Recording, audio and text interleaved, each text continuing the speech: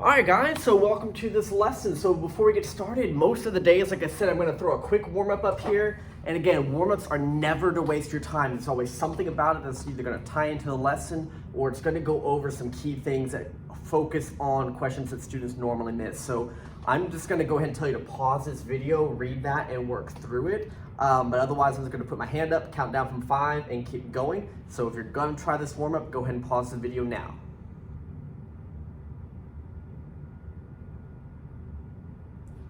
Okay, so this warm-up was wanting us to find an equation parallel to the one that was there. So one of the things you have to know for parallels is that I need it to have the same slope. So I'm generally counting what the slope is. Now I picked a question that doesn't have the grid, so you can't just sit there and count up. You have to sort of think about it. From y value 2 to y value 6, this went up 4, and then from x value 0 to x value 4, it went over 4. So this slope is 4 over 4, or invisible 1x.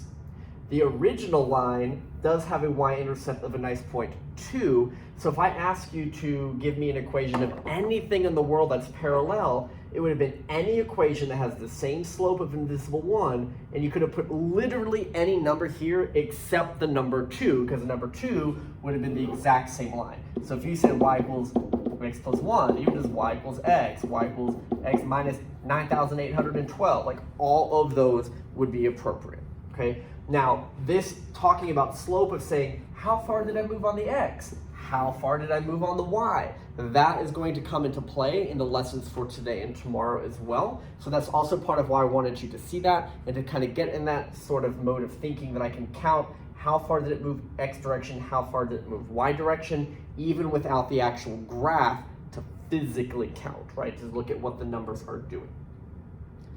So this main topic is what's called line segments and distance. And so I want to kind of briefly touch on notation again. So notice here it's like referring to all these chunks of letters and there's no notation on top. So if it ever says PQ with nothing else, that is referring to the actual distance, like an actual amount of a distance. If they ever write PQ with the bar on top, they are referring to only the dot P, the dot Q, and everything in between it. And even though there's some lines printed on this paper, this notation would only be referring to just that piece of the line that's at and between those two endpoints. And then lastly, if they do write it as PQ with the double arrows on it, then they are referring to the entire line that goes on for forever. So if I was trying to ask you what the distance of the whole line PQ is, that's impossible to ask because it's literally infinity and goes on for forever. If I ask you what's the distance just from P to Q, that's a number I could say like 12 or whatever it ends up being. Okay, but whenever you see a little notation, it is referring to what I always tell students is like the physical ink on the paper. So if I say what is PQ with the bar on top, what I mean is, oh, it's just this distance between those 2 points that I can see, like it's this drawn object. So if I know that this is 12 and I say, hey, what is PQ with the bar on top? You're gonna say, oh, it's the segment from P to Q. You will not tell me 12. If I say, what is PQ with no information, that means what is the distance between those points, you would say, oh, that's 12. So what is PQ with the bar on top? Oh, it's this segment right here, the one I'm pointing to. What is its distance? 12. Okay, so it's one of those notational things that, again, we're going to keep talking about. Basically, this is a vocab word. I know that you know the word between, like in English, but between must be collinear. So if I say M is between these 2 points, it means in a straight line. So if I'm like, here's a random point, here's a random point, I can always connect them with this straight line. And if I say that something is between them, it must be somewhere along that connected segment. It cannot just be something floating in the air. And that's going to make a big difference because the difference in a point that's between here, like this distance, is not the same thing as this distance. So we have to define between as on that line between them.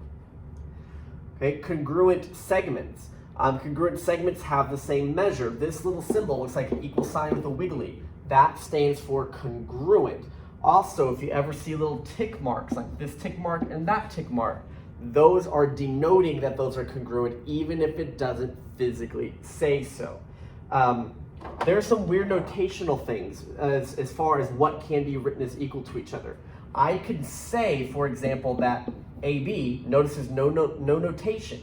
So that means the distance between A and B, which is 1.7, I can say that that is equal to the distance from C to D. Like, that is a mathematically correct statement.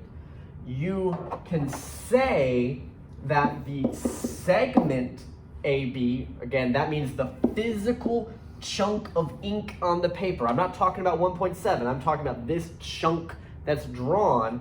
I can say that that is congruent, or the same size and shape as this other chunk of ink that has been drawn. But what we can't say, and this is one of those weird things that, like, at first students are like really bothered by this, oops, I cannot say that the segment AB is equal to the segment CD. This is not okay to say. You cannot say that. And let me just again address why. Because the bar on top means the physical drawn ink on the paper. So if I'm saying, is the segment from A to B the exact same drawn ink as the segment CD? The answer is no, because they're not in the same location. Like, this one is not in the same location as this one. Those are not equal to each other. We cannot say that. What I can say is they are the same size and shape as each other. And that's where that congruent sign comes into play. And what I can say is the distance that this one is 1.7 is the same thing as a 1.7. So again, that's one of those little careful notations. And in tomorrow's warm-up, I'm going to bring up those notations again to practice, because even though it's easy when you stop and think about it, it's also easy to get that little confused. So one more time, the bar means the physical ink. So is this physical ink the same size and shape as this physical ink? Yes. Is this physical ink the exact same spot as this one? No, we're not allowed to say that. But are they the same length? Are they both equal to 1.7? Yes. Okay, a lot of times in class I'll have things that say don't write. It's because I just want you to observe it, look at it real quick, and there's no reason to waste your time. One of the things that should kind of be a no-duh, but it goes with this segment, is that if I know the distance between here and here, I know the distance between here and here, that I'm allowed to add those up and get the final answer.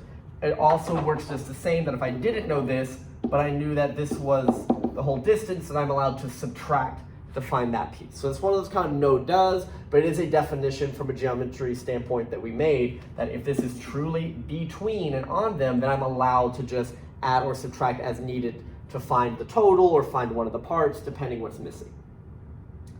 So let's talk about this. Find the value of x and st. Remember, there's no bar on top, so they actually want to know the distance between s and t if t is between s and u. So this matters, right? Because who is in what location is going to depend if something's equal to the other or whatnot. So if t is between s and u, so here's an s, here's a u, and t is somewhere in between. I don't like to draw it exactly in the middle, because that's going to confuse me with midpoint, which is exactly in the middle, and I don't know which way is supposed to be longer. That doesn't matter. I'm just going to put t somewhere between them, and like I said, I don't like it to look exactly in the middle if it's not supposed to be. I know that st is the same thing as 7x, so this distance is 7x, and then su, so this whole distance is 45, and I also know that tu, so this distance, is 5x minus 3. You don't have to make these ticky marks, but you might notice how here I only put 1 and here I put 2. That's because these are not the same length. So I only use that single tick mark, again, if those are meant to be equal. So what equation can I write to help me solve this? Well, I know the part, I know the other part, and I know its total. So I could say that 7x added with 5x minus 3 makes the total 45. Combining like terms, that's 12x minus 3 equals 45. Add 3 to the other side is 48. Divide by 12 is 4. It does ask for x, so I will label that. It also asks what is the distance from s to t, so I'm only caring about this part. 7 times x, 7 times 4, 28. And they could have asked about this distance. They probably are not going to ask about the whole thing because they already knew that was 45. Okay, so always look for what they're asking for and not just get excited and tell me what x is, especially on a quiz or a test, unless that's what it's wanting. Okay, a comment about distance that I want to talk about. If I ask, what is the distance between a to x? Obviously you can just count the spaces, but if you don't have access to that, how much space is from a -5 to a 3? If I'm switching signs, I always picture that 0 had to happen somewhere in the middle, so I of course went 5 spots to get to 0, and I went the other 3 spots to get here, and this distance is 8 spaces. Distance is never 0 or negative. So in geometry, 2 points cannot be 0 distance from each other because we would just say that that's actually the same point. And we also can't have negative. Sometimes in the physics class, we might discuss that +8 versus -8 does let me know what direction I'm going in, but if all I care about is length, it doesn't matter which endpoint I start at, that distance is considered to be positive. So you would, if you answered this is -8 because I chose to go this way, that's not going to work. And if I was labeling my answer, for example, it doesn't matter the order of the a and the x. I could have said the distance from a to x is 8. I could have said the distance from x to a is 8. That does not have anything to do with the order. I'm just saying the distance or the amount of spacing between those 2 points is that. Okay? Let's see, there is this thing called a distance formula, but I'm honestly going to encourage you to not necessarily use it. And the reason why I say that is unless you have it totally memorized, most of us will forget this whenever I do need it in a different question like several units from now. So I also like to teach it in a way that just makes sense. What distance formula is basically doing is it's saying if here's a point and here's a point, I can of course connect them with the line. And if I were to create a right triangle on a grid, I would be able to count how far left, right. I would be able to count how far up, down, and then I could just do Pythagorean Theorem to figure out that distance. Okay, and that's part of why the warm-up today was giving you that slope, where I wanted you to think, how many spaces away is that? How many spaces away is that? Because I basically need to figure out those 2 numbers so that I can do Pythagorean Theorem. So here's an example where I'm literally not going to graph this. I'm going to ask you, from -2 to x value +4, how many spaces is that? I don't care if it's plus or minus, how many spaces? From a -2, again, my arm is 0, so from a -2 to get to a +4, there is a 2 plus 4, there's a distance of 6 between those. Okay, from a 5 to a 1, they're both positive, right? So from a 5 to a 1, there's only a 4 distance. And I don't care whether we were adding or subtracting for this problem. Like it might matter for other stuff, but just generally the distance is never negative. So I just need to know those values for 6 and 4.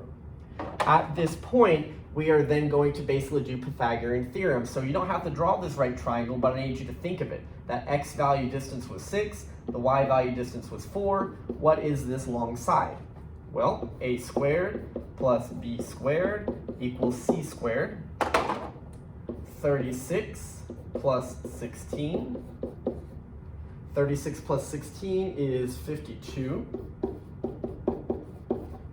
And then we're going to square root this. Now, we are not using a calculator, so if you type square root of 52 and give me like 7 point blah, blah, blah, blah, nope. In geometry, we are exact, which means we do not round things unless it's a very specific unit where I'm asking you to do that. We are going to leave numbers as exact. So for right now, we might be comfortable letting you leave it as square root of 52, but later this 6 weeks, we are going to remind you how to break that down. And just since we're here, I'm going to do it real quick just to see if maybe you remember this, but if not, this is something you're going to want to pick up on when we reteach it, is that you would break this down almost like a factor tree. Like 52 can divide by 2, and it's 2 and 26. 26 can continue to divide into 2 and 13. 13 cannot break down anymore. And depending on who your algebra teacher was, once you got down to these final little pieces, right? 2 times 2 is 4. 4 times 13 is at 52. Yes, I have to check myself because that's not what I normally know. And then you would kind of circle the pairs and say that this is a 2 square root of 13. If that is something you are generally kind of familiar with, I would practice that now when we give you both answers as an option. But if that is something that you don't know how to do, it is something that we're going to be looking at a little bit later this 6 weeks, or feel free to jump on a Zoom call and we can talk about it and go over it, so that way you can feel ready or even ahead of everybody else if you need to get that back in your brain. Okay? This one, the numbers are kind of crazy, so I just don't feel like doing it. Let me just make up a different one. Let's say 1, 5, and I don't know, 3, -4, something like that. So I want to know what is the x distance between a 1 and a 3. It is 2 spaces. From a 5 to a -4, from a 5 all the way to a -4 is 9 spaces. And then I do a squared plus b squared equals c squared. 9 squared, 81, plus 2 squared is 4, equals that mystery c squared. 81 plus 4 is 85. And then I would square root both sides.